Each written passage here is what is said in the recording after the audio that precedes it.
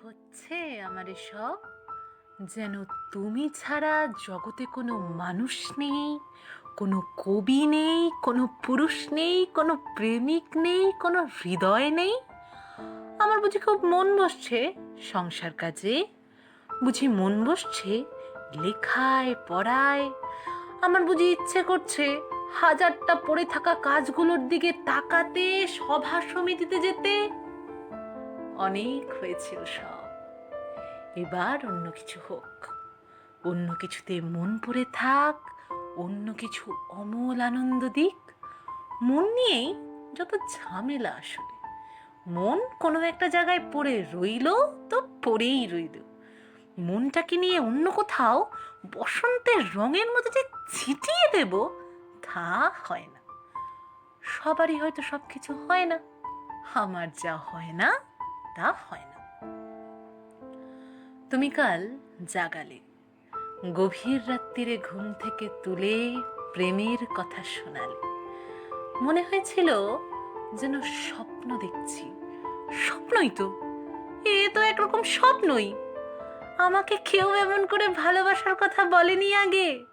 ঘুমের মেয়েকে এভাবে জাগিয়ে কেউ চুমু খেতে চায়নি।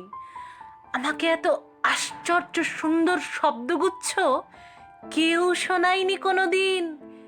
এত প্রেম কেউ দেয়নি।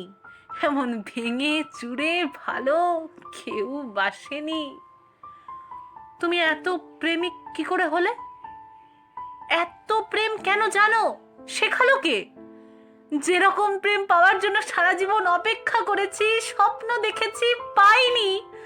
আর এই শেষ বয়সে যখন শরীর খেয়ে নিচ্ছে 101টা অসুখ পোকা, যখন মরে যাব, যখন মরে যাচ্ছি, তখন যদি থোকা থোকা প্রেম এসে ঘর ভরিয়ে দেয়, মন ভরিয়ে দেয়, তখন তো সবকিছুকে স্বপ্নই মনে হবে। স্বপ্নই মনে হয়। তোমাকে অনেক সময় রক্ত মাংসের মানুষ বলে মনে হয় না। হঠাৎ ঝড়ে উড়ে হৃদয়ের উঠোনে যেন অনেক প্রত্যাশিত, অনেক কালের দেখা স্বপ্ন এসে দাঁড়ালে।